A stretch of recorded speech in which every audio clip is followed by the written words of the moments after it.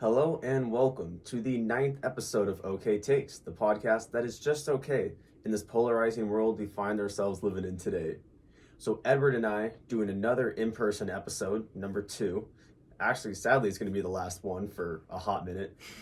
But wow, we just witnessed one of the greatest finals ever. How perfect is it that we get to be in person together to discuss the finals ending? It lined up so perfectly. If you're not happy about this, you will never find any sort of joy in your life. Yeah, I mean, this was... If you call yourself an NBA fan and you didn't like this finals, then you're not an NBA fan. No, so we are going to recap everything. We're going to talk a fuck ton of Giannis. We're going to talk Deer District.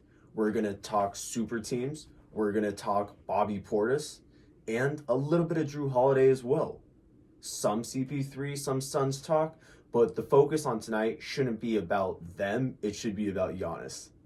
Yeah, I mean, congrats, Bucks fans. Obviously, that kind of goes without saying, but you guys might have the best player in the NBA. I'll save some takes for later, but you guys might have the best player in the NBA. But I mean, let's talk some Bucks fans right now. I want to start with the Deer District because as soon as ESPN started showing the pregame broadcast, and you see the amount of people in attendance, you're looking at a crowd for one of the presidential inaugurations. It looked like the Capitol building on January 7th, whatever day they do the inauguration. It was wild.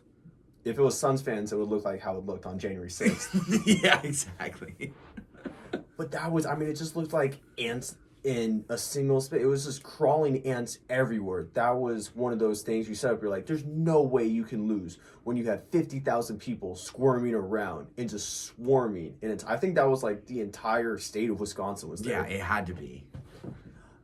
If I was thinking about this throughout it, and we were at the game with some friends, and I said this take, and I was met with people who didn't agree with it, but I'm even gonna raise the stakes as well. But if being within the first 30 rows at the Deer District tonight meant I would never have to go to another concert again, I would take that offer because that looked like the greatest crowd experience in the history of crowd experiences. Deer District is better than Jurassic Park, right? With the Raptors, Can we agree? Not even close. Can we agree on that? I think tonight proved it, that they are what Jurassic Park wishes they could be. It's what every fan base wishes they could be. Every fan base wants to be with other people who also enjoys a similar thing that they enjoy. Yeah.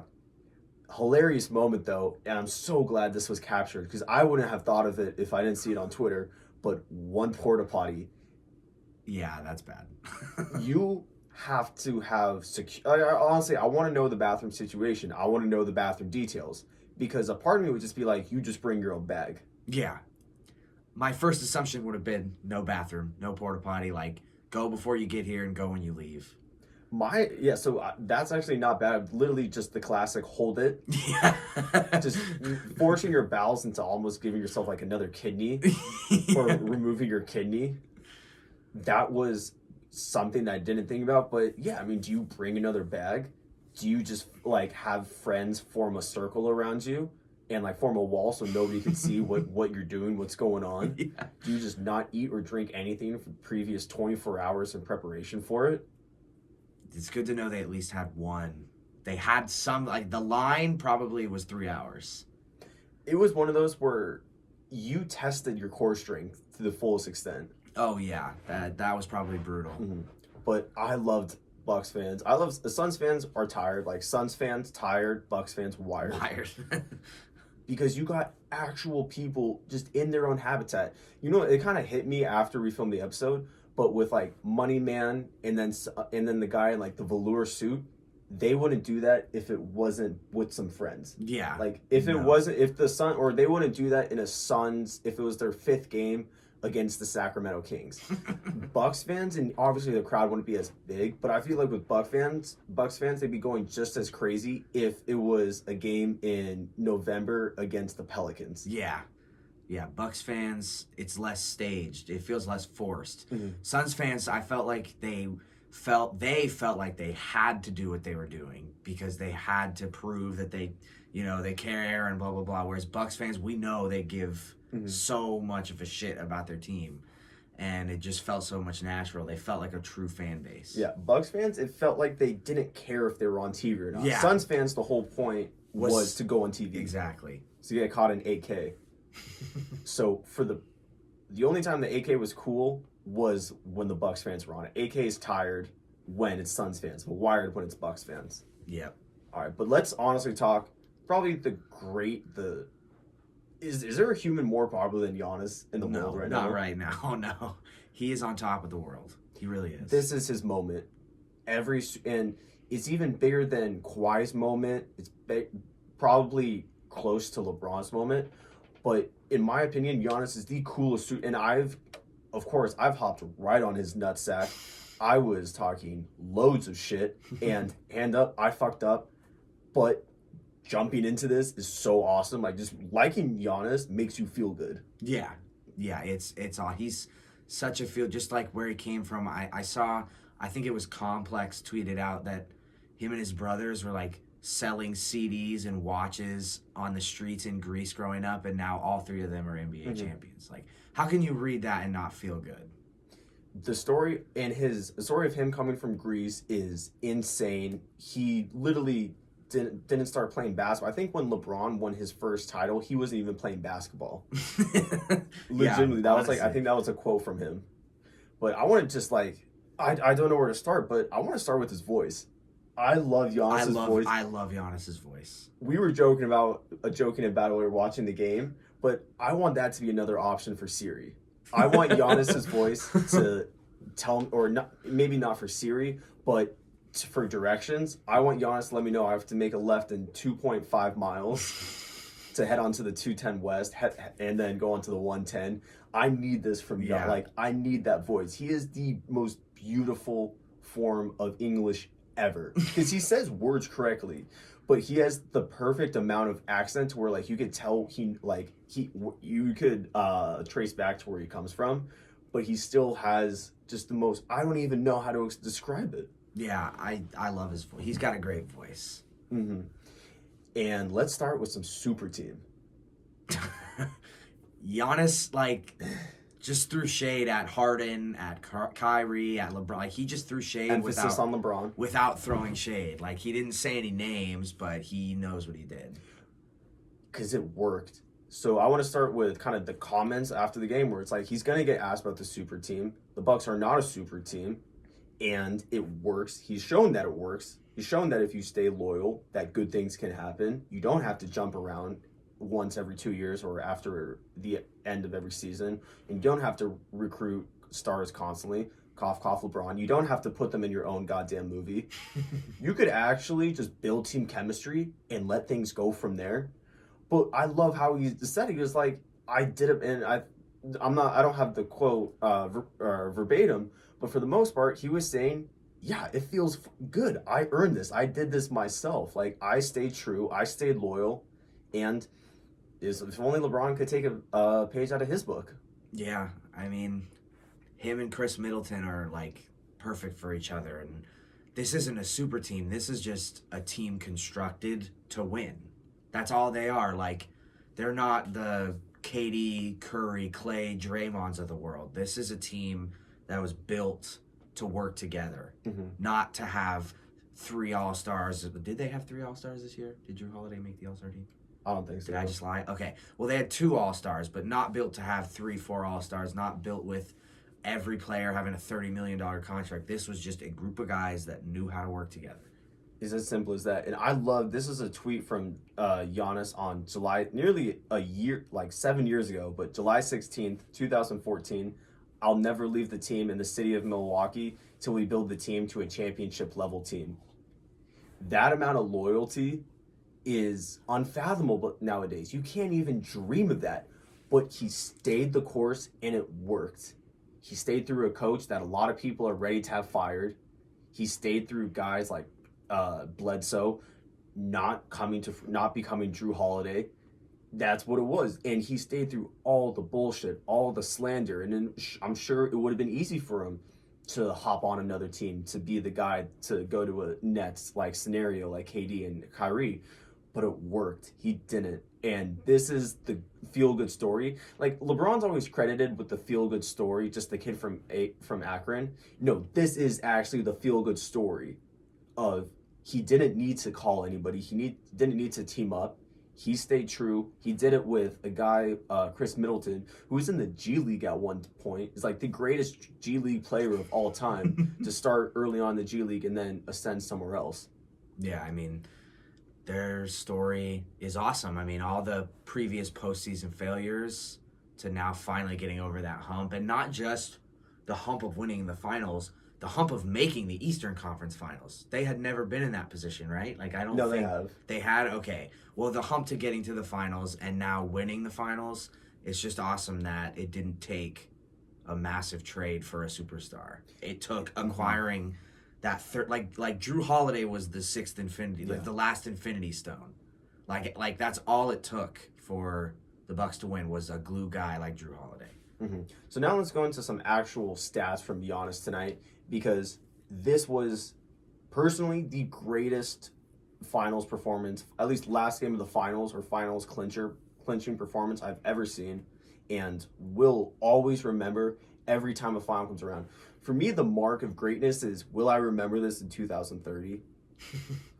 Yes. I feel like we will. Will I? And it's just one of those things. Does it travel through time? Like, you could listen to Jimi Hendrix now, and it's still fire. You know, with any with art, music, just television, anything that provides entertainment, does it still stand true 30, 40 years from now? Yes, this performance will stand true. It will. I mean, and especially if Giannis goes on to have the career he's projected to have, this will be defined as, I guess you could say, the turning point. Like, if he goes on to win 3 or 4 titles in his career and go down as one of the greatest ever, we'll look back and be like, my God, this guy did this in the clinching game in his first ever finals. Well, let's just review some of the stats. I mean, this is so fucking crazy. So another mark of it is how many random combinations of the first player to do something in NBA history. I picked one of them, but there's pretty much 5 that are legitimate. It's not just random stats being like cherry picking the stats. It's insane. All right, so he put up 50 points, 14 rebounds, 5 blocks, went 17 and 19 from the line, which is huge. But he is the first player in NBA history with 50 points, 10 rebounds, 5 blocks in a finals game. He scored 50 of the Bucks' 105 tonight. That's insane. There was a point where we were talking about he's probably going to score more than the rest of the team combined. Like, I legitimately thought he would. I just can't get over how good he was. But I want to start the first part of just Giannis praise, or actually we've been on his nuts a lot, deservedly so. Yeah. We have reserved a place on his ball sack. Yep. But the biggest thing for me was free throws, because we have been criticizing free throws the whole time. Giannis has lost a couple series, or would have helped his team and put them in a better position to win because of his free throws. Everybody knows it. We thought this was going to be the time where the free throws killed him, and he wasn't good. Game 5 from the line, they still won, not handily, but it was a comfortable win. And tonight he went 17 and 19 from the line, and that was huge, because everybody heading into this knew that, this is where the series will win. And I was one of those people, like, hand up, I was one of those people who thought this is where things are. This will be the zeitgeist of the finals, is that the Suns are going to be able to build a wall. Giannis can't shoot from the line. But this was the night where he just got every monkey known to man that just thrown on his back. Every monkey has been removed. Yeah. His shoulders are literally only carrying the Bucks and the Larry O'Brien. Yeah, I mean, this was like a legacy game. We joked about Bobby Portis legacy games, but this was a Bobby Portis legacy game too, but we'll get to that. This was legitimately a Giannis legacy game. It legitimately was. Like, if he did not come through tonight and close out the series, like, Game 7, the Suns probably would have won. Like, he needed to close this game out, and he was able to knock down his free throws. Obviously, 50, 14, and 5, and he got it done. Like, all the props in the world go to Giannis, the Finals MVP. Unfortunately, it wasn't Holiday, but yeah, your prediction. My prediction was wrong, but at least I picked the correct winner. Let's go into some Jrue Holiday next after this. But another point for Giannis is that you knew shit was going to go crazy the first minute of the game.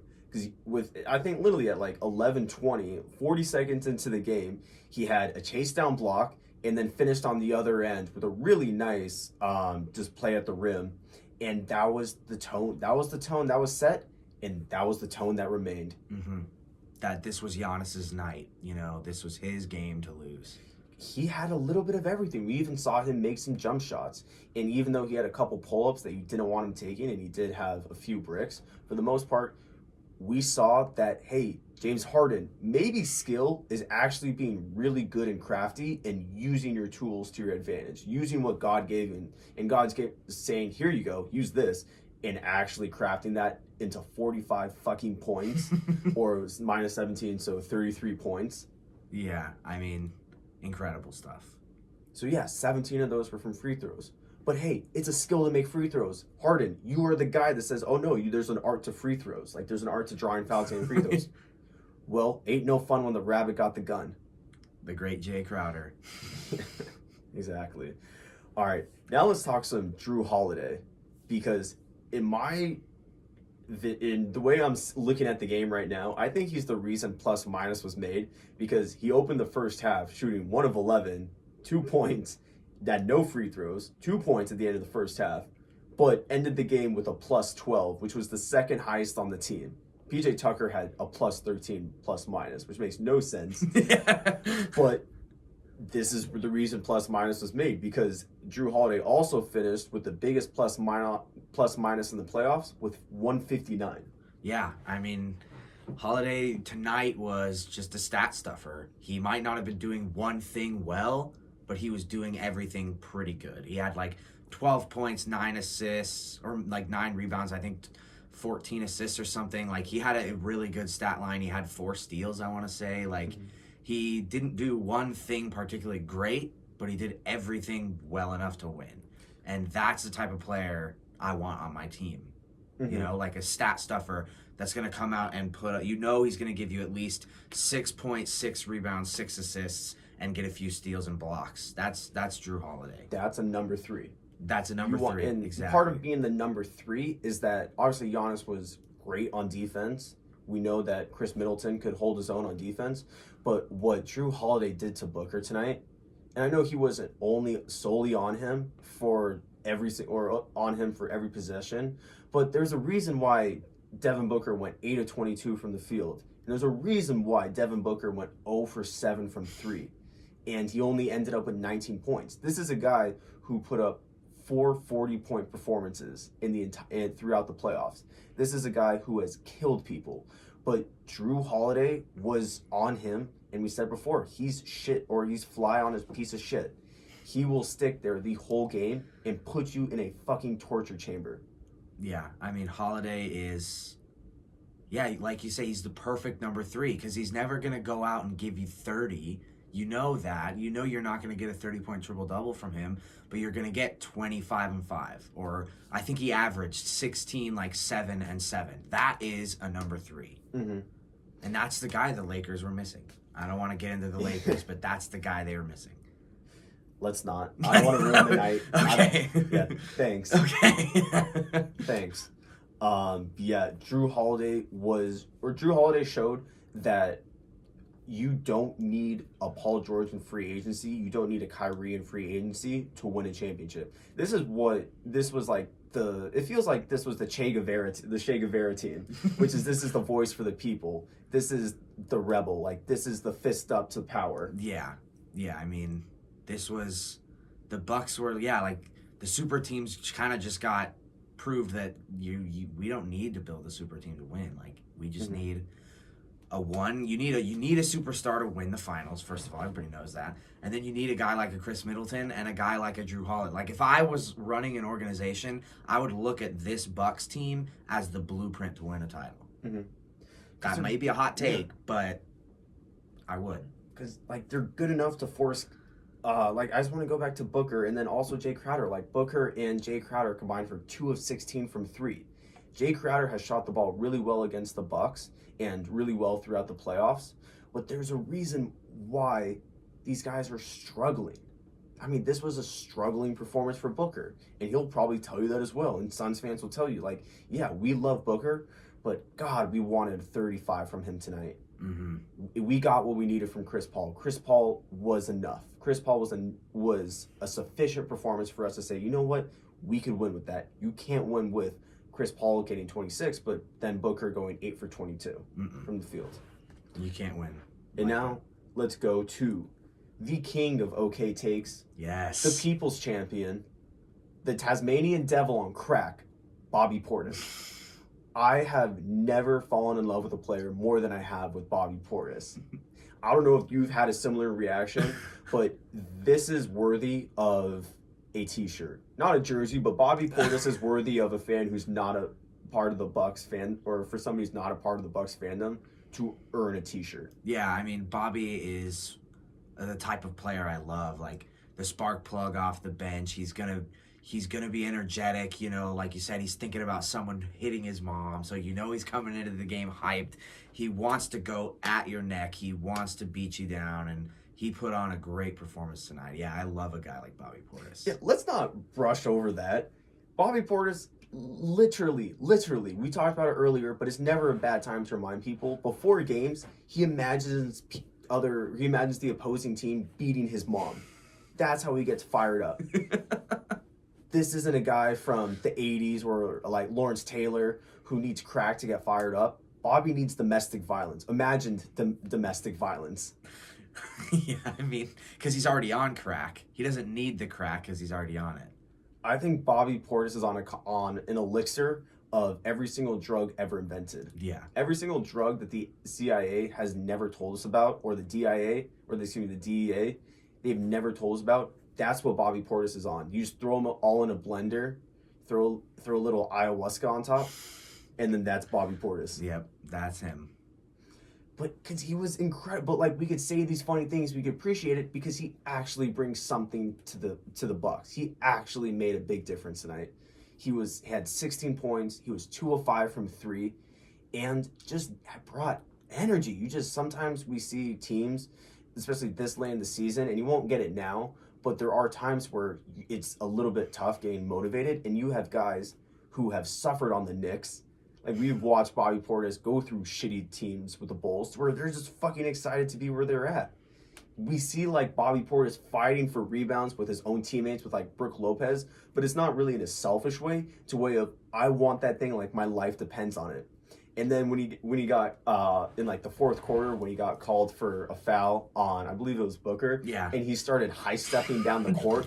You thought that was just, every player, like, does a little something for a foul, but you would have thought that Booker committed an all-time crime against them. You would have thought that the ref said that, no, you actually molested Devin Booker. Yeah. The way he reacted to it. Yeah, that was honestly my favorite moment of the night. The high stepping. That was so funny. The high stepping, like he just had a pick six running down the court, and then Chris Middleton pulling him over and scolding him. And the scolding him was actually really kind of a big deal as well, because it shows Chris Middleton saying, you're a part of this team. It's not so much pissed about the technical foul, but it's the saying, you need to be on the court. Yeah. We don't need you getting involved with bullshit, and now you can't play. Mm-hmm. And now we have to really rely on a Pat Connaughton. Yeah, who was awful tonight, by the way. All time, that's like over 4 from 3, but then 8 rebounds. That's Mr. Hustle. Yeah, that is Mr. Hustle. That's the guy who's going to dive into the first row, spill popcorn on a bunch of people to save the ball, because you know he's not going to make any shots. Mm-hmm. Yeah, that was Connaughton tonight. Mm-hmm. He was the guy that was just like, you know what, you were a part of this, you deserved it, but you really don't have much to show for it. Yeah. God, he's the classic saying, he was the guy who got an A on the group project and didn't really do anything. He was nice enough to lend people his house for the group project. Yeah, exactly. He hosted all the study sessions. He made all the logistical plans. He brought people snacks. He texted in the group chat, what snacks do you guys want? What time are we meeting up? Offered all, like, do you need me to go to Lakeshore for stuff?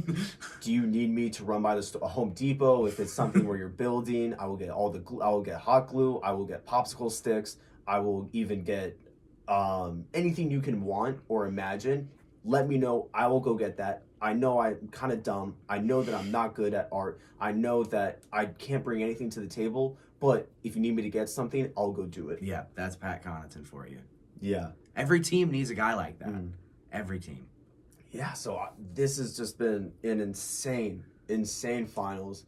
I won't be able to get over it for the next couple days. It's just you'll just keep the 2021 finals in your back pocket. Keep the story of Giannis in your back pocket when things go bad, because this is life.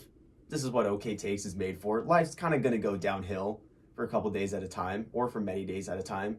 But you have the story of Giannis making it from Greece and arising to being on top of the world. So let's end with that. Let's have some fun. Like, sports are fun. I don't know. I'm rambling. I'm a bumbling idiot right now.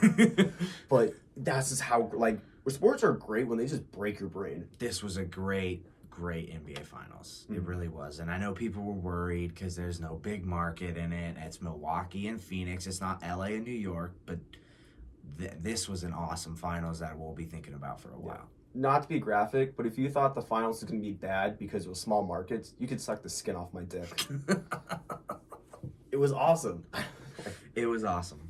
Yeah. As dumb. It was just awesome. Let's leave you with that. 2021 Finals, they were awesome. Yep. All right, so thank you guys so much for listening. You can find myself on Instagram and Twitter at MattWeiner20. You can find Edward on his social medias at Edward_Vento. And who gives a flying fuck what we have to offer? Follow the pod. Keep up with us on social media. Live tweet. Give you game highlights throughout the day. Anything you want, we're here for it. Just let us know. So you can follow OK Takes Pod on Instagram, Twitter, and TikTok. Like I just said, at OK Takes Pod. That is OKAY Takes Pod. OKAY Takes Pod. Takes 1 second, 1 click will help us tremendously. We appreciate it a lot. So thank you guys so much for tuning in, and have a wonderful day.